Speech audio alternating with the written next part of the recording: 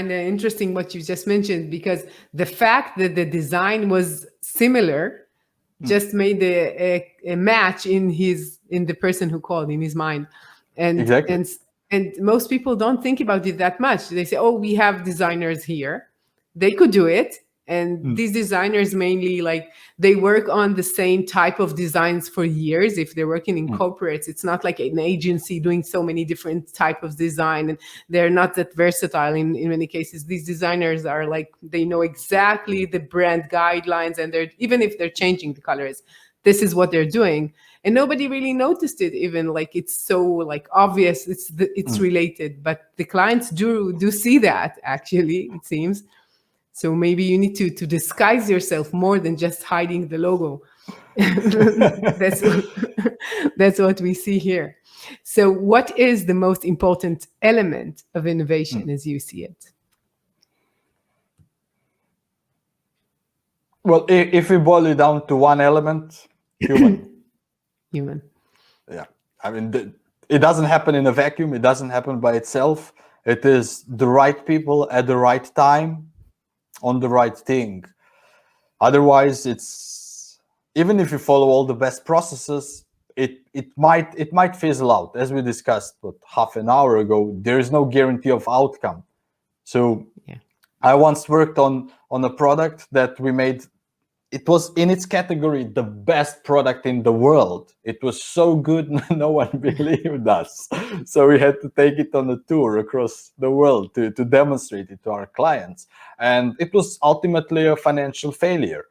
So even though we did everything right, everything by the book, we failed on some other aspects, because innovation is also not just one person. It is a series of humans, a ecosystem, as it's popular to say today.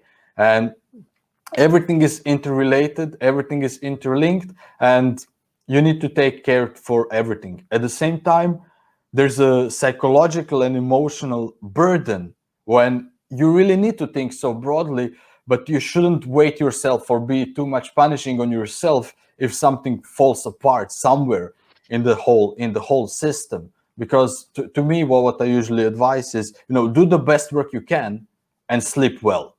That's it. If you do the best work you can ethically, then you have nothing to worry, even if failure comes, because there's nothing to be ashamed of.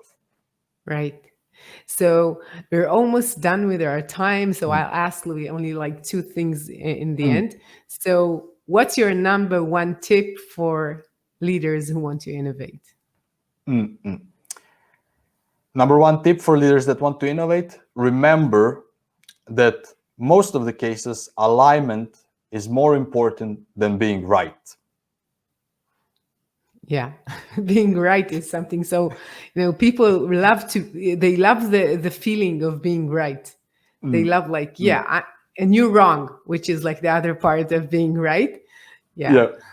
And I totally agree that what you said is like, it's resonating with what we just mentioned, that sometimes they're so sure of themselves when they got to this level in the ladder, in the corporate ladder.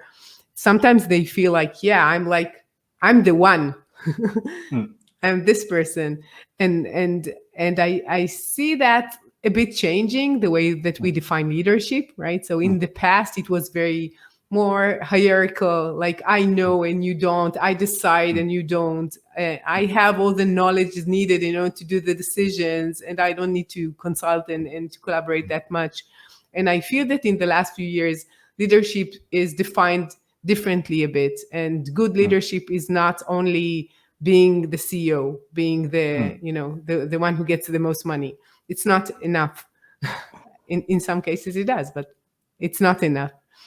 So I think it's really important just to think about being humble, which is like a characteristic not attached to, when we think about the CEO, we don't think about a humble person in many cases, but this skill or characteristic is really needed, especially when innovation is dealing with the unknown. So you don't know. So you need to be humble and just look at it and say, I really don't know, but I could learn. And sometimes I think that they even need to unlearn some of those things. which Completely is agree. And when you mention humbleness, every executive is going to get humbled at least once in their career. And it really helps if you're already a humble person, because then it won't hurt your ego so much. And it will also act as a safeguard for burnout. Because if you lack humbleness and you get smacked in the face from the market, which, as I said, will happen once in everybody's career, it'll be a lot more painful if you don't have any humbleness in your body at all. yeah.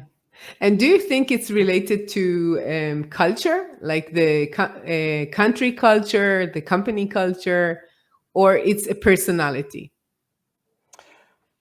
I would say it is related to culture and upbringing of every individual. The company culture does help in a sense that it amplifies or diminishes, reduces the trait. So I would say, if you walk into a company and after 10 or 20 years, your personality traits are either going to be amplified or you will be holding back because this type of behavior is not rewarded in the organization. So, and as we discussed, it's a little bit different for executives, because the longer they are, the more disconnected they get from the rest of the organization. So then it will be mostly in the peer circle of the management team. And as you said, it used to be different. Our organizations inherited organizing, leading, and managing from military organizations. And it's funny because now you have business organizations that are similar to military of before 100 years, while modern militaries moved way beyond such organization. Yeah, So this command and right. control, very, very outdated. Yeah.